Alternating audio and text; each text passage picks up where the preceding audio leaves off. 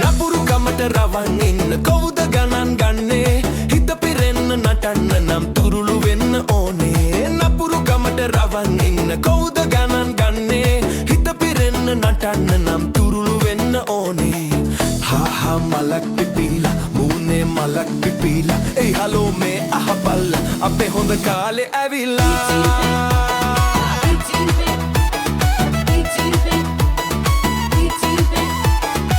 අපි දන්නේ නැති ලඳුන් ඉන්නේ අපි යනකොට අරන් යන්නේ කොහෙට යයිද කවුද දන්නේ ගලන